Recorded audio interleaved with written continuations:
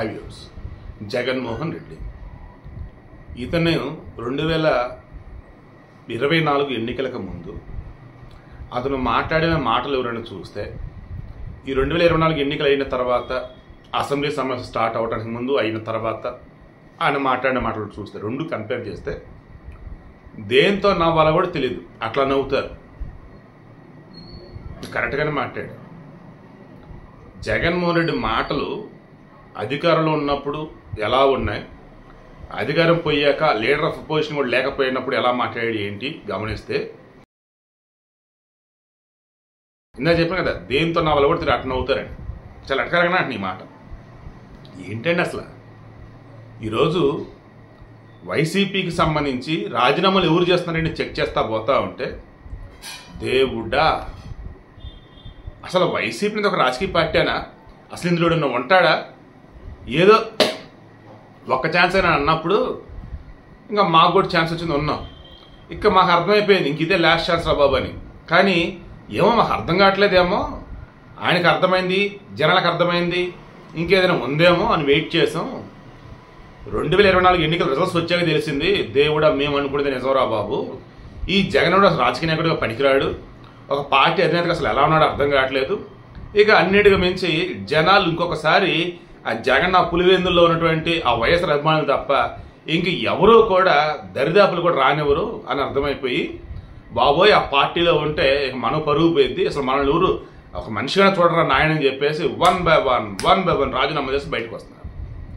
ఇలా కొంతమంది ఇప్పటికే రాజకీయ సన్యాసం చేశారు. ఇంకొంతమంది ఏ పార్టీలో జాయిన్ అవ్వాలి ఏంటి అన్నప్పుడు క్లియర్గా జనసేన అధినేత పవన్ కళ్యాణ్ కానీ అండ్ టీడీపీ అధినేత చంద్రబాబు నాయుడు కానీ ఒక పద్ధతి అన్నది ఫాలో అవుతున్నారు. ఏంటి ఆ పద్ధతి? మన పవన్ కళ్యాణ్ గారు చెప్పున్నారు, వైసీపీని పాతాళానికి తొక్కుతాం, వైసీపీని కప్పెడతాం, వైసీపీని భూస్థాపితం చేస్తామన్నాడు.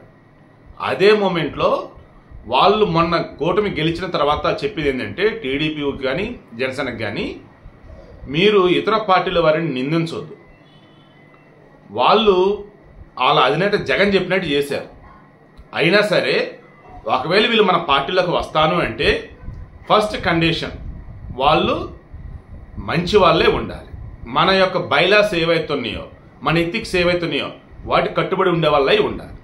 అటువంటి వాళ్ళ కథను ఒక ట్రాక్ రికార్డ్ చెక్ చేద్దాం, ఓకే అంతా బాగున్నారు, దెన్ మన పార్టీలోకి తీసుకుందాం. ఒకవేళ పదవిలో ఉంటే ఆ పదవికి రాజీనామా చేయాలి, వైసీపీ సభ్యత్వానికి రాజీనామా చేయాలి. పదవిలో లేరా దాన్ని వైసీపీకి రాజీనామా చేసాము. తర్వాత వస్తున్నప్పుడు పదవులు ఎక్స్పెక్ట్ చేసి రాకండి, ఎందుకంటే అధికారంలో ఉన్నారు కాబట్టి ఏదో ఒక పదవి వచ్చి ఆశించి కనుక వస్తే కష్టం. ఇదే చెప్పారు. ఇక ఇప్పుడు ఏపీకి సంబంధించి చూస్తే రాజ్యసభ ఎంపీ సీట్లు వచ్చేసి 11 ఉన్నాయి. ఆ 11 ఇప్పుడు వైసీపీ వాళ్ళకే ఉన్నాయి. ఇప్పుడు వారిలో ఏ ఒక్కరు రాజీనామా చేసినా మరలా బై ఎలక్షన్ వచ్చింది కదా, దాన్ని ఇమ్మీడియట్గా గెలిచేది కూటమి తరఫున వాళ్ళే. మీకు అర్థమవుతుందా?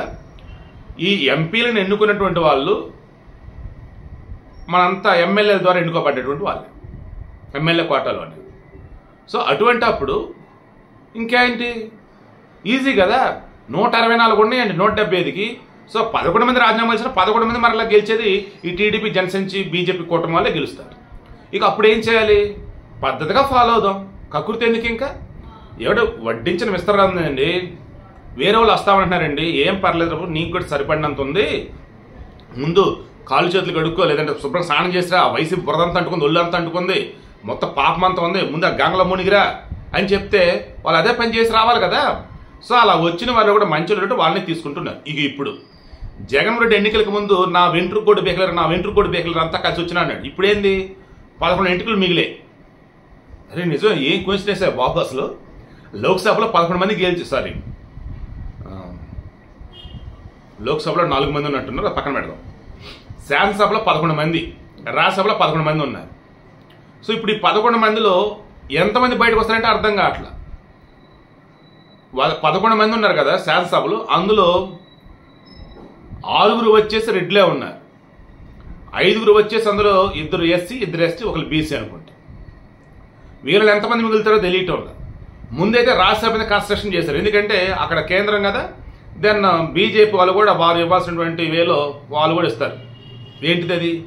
ప్రోత్సాహకాలంటే కాదు, కోఆపరేషన్ అనేది అందిస్తారంటే అనుకోవచ్చు. సరే, ఇప్పుడు విషయం ఏంటి? మోపిదేవి వెంకటరమణ ఉన్నారు కదా, ఆయన గతంలో వైఎస్ఆర్ రాజశేఖర్ చాలా సన్నిహితుడు. వాన్పిక్ భూ కుంభకోణం ఉంది కదా, దానిలో ఈ జగన్ బాధితుడు అతను కూడా జైలుకి వెళ్ళి వచ్చాడు. అతను రేపటి నుంచి పోటీ చేశాడు 2014, 19, బట్ 2 సార్లు ఓడిపోయారు. 2 సార్లు అనగానే సత్యప్రసాద్ గెలిచాడు. మరి 2024 కూడా అనగానే సత్యప్రసాదే గెలిచాడు. దాంతో ఆయనకు మంత్రి పదవి ఇచ్చారు, రెవెన్యూ డిపార్ట్మెంట్.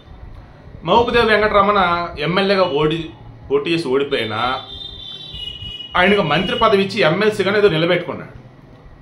ఆ మధ్య ఆవేశంలో జగన్మోహన్ రెడ్డి అసలు ఆ ఎమ్మెల్సీ వల్ల ఉపయోగమే లేదు, శాసనమండలిలో అసలు టైం వేస్ట్, దీన్ని హడావుడి చేశాడు, రద్దు చేయడానికి బిల్లు పెడతామని చెప్పేసి ఓవర్ యాక్షన్ చేశాడు. అప్పుడు ఏమైందంటే పిల్లి సుభాష్ చంద్రబోస్ మంత్రిగా ఉన్న అతనిని, మోపిదేవి వెంకటరమణ మంత్రిగా ఉన్న ఇతనిని, ఇద్దరు కూడా ఎమ్మెల్సీలకు రాజీనామా చేపించి ఏం చేపించాడు, వాళ్ళని రాజ్యసభ ఎంపీలుగా ఎంపీ చేసి అడగ పంపించాడు. వీళ్ళకి అర్థమైంది జగన్ చేతిలో ఉండటం అంటే పిచ్చోడి చేతిలో రాయిలో ఉన్నట్టు, మనం వద్దురా బాబు అని చెప్పేసి ముందు మోపిదేవి వెంకట రిలీజ్ అయ్యాడు. దెన్ ఆయనతో పాటు బీదర్ రవిచంద్ర యాదవ్ సంపర్సన్ నెల్లూరు అతను, వాళ్ళిద్దరు కూడా రాబోతున్నట్టు తెలుస్తుంది. టీడీపీలో క్లారిటీ 2-3 రోజుల్లో వచ్చింది. ఇక ఇప్పటికే జనసేనలో చాలా మంది వైసీపీ నుంచి కార్పొరేటర్లు, కౌన్సిలర్లు, కార్పొరేటర్లు వచ్చేటప్పటికి ఏమో సిటీ, కౌన్సిలర్ వచ్చేసే మున్సిపాలిటీ, అండ్ కొన్ని చోట్ల మేయర్లు. ఆఫ్ కోర్స్ వీళ్ళలో నుంచే మేయర్ ఎన్నికవుతారు. సో ఇప్పుడు విషయం ఏంటి, మున్సిపల్ చైర్పర్సన్లు కానీ, మున్సిపల్ చైర్మన్లు కానీ, కార్పొరేటర్లు కానీ, మేయర్లు కానీ, కౌన్సిలర్లు కానీ ఆల్మోస్ట్ అంతా కూడా ఇటు రావడానికి రెడీగా అవుతూ ఉన్నారు. అయితే త్వరలో స్థానిక ఎన్నికలు కనుక ఉన్నట్టయితే వీళ్ళు రాజీనామా చేసి వచ్చినా సరే ఇబ్బంది ఉండదు. ఒకవేళ లేవు అనుకోండి, మళ్ళీ ఇప్పుడు ఎన్నిక పెట్టాలి, అదో పెద్ద తలనొప్పి మారలా. మీరు ఇది ఎలా హ్యాండిల్ చేస్తారంటే చూద్దాం. ఇప్పుడు నేను చెప్పేది ఏంటంటే నిన్న రోజు కూడా తన యొక్క అఫీషియల్ పేజ్లో జగన్ బొమ్మ తీసేసింది, వైసీపీ పేరు ఎత్తేసింది. ఓన్లీ నగరకి సంబంధించి గతంలో పనిచేసినట్టు, ఎమ్మెల్యేగా మాజీ మంత్రిగా చేసినట్టు అది పెట్టుకుందనమాట ఆమె.